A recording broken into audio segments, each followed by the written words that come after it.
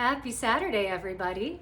So I figured since we are getting into our warmer weather and gearing up for hiking season, I thought I would share with everybody a little hack that I have found when adventuring outdoors. So if you are like me and you get eaten alive by bugs anytime you go outside, then one of the essential things you need to know how to do is deal with bug bites. So you can actually see I've got my second one right over here, second one of the season. So that started swelling up nicely yesterday and kept me from a good night's sleep last night, unfortunately. So I'm gonna share with you guys my little tips for how I deal with them. So I've read, I wanna say maybe like a year or two ago, that heat actually really helps. And one of the things that I found is that when I have something that's like super, super itchy, if you're lucky like me and you get bit by a mosquito bite, mine are not like the little tiny bumps. They turn into like huge welts, which are really, really itchy and super, super gross.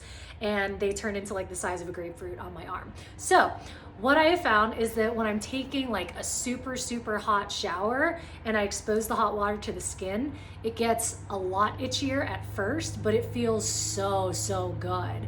And then what I found was that after a really long hot shower, I could sleep through the night without any of the itching bothering me, and I didn't have to take any antihistamines or any sort of medication like allergy medicine to get the bite to stop itching. So I kind of did a little bit more research into it. I guess that is something that people have found to be a little hack. So in lieu of taking a shower at like 5-hour intervals throughout the day, I have found that just a metal spoon works really, really well. So all I do is I run this underneath the hot water for like 10 seconds or so once the water's nice and hot. And then once the spoon's heated up, I actually just did this, by the way, I apply it directly on the bite. And I'll kind of move it around to make sure that all of the areas within the bite get covered. So you'll notice that at first it gets significantly more itchy for just a few seconds, especially if you're dousing it with water in the shower.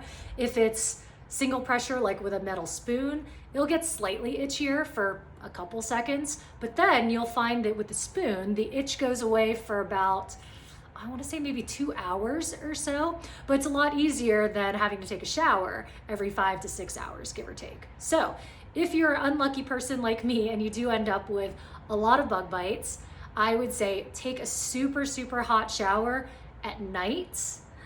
That way you will be able to sleep all the way through the night without dealing with any nasty itching.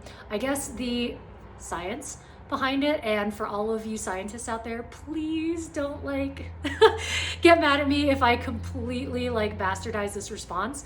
My understanding is that all of the mast and basophil cells, they actually release histamine at given intervals in time, but when you expose it to heat, it allows all of the histamine to be released all at once, and it takes a few hours, in this case 2 to 5 hours, for the histamine to build up again, for it to kind of start itching. So essentially that's kind of the idea behind it. I am not a scientist, so I cannot say whether or not there's any validity to that explanation. But I will say that heat has been a complete game changer for me. I've tried all sorts of topical topical lotions and creams, and none of those ever seem to work.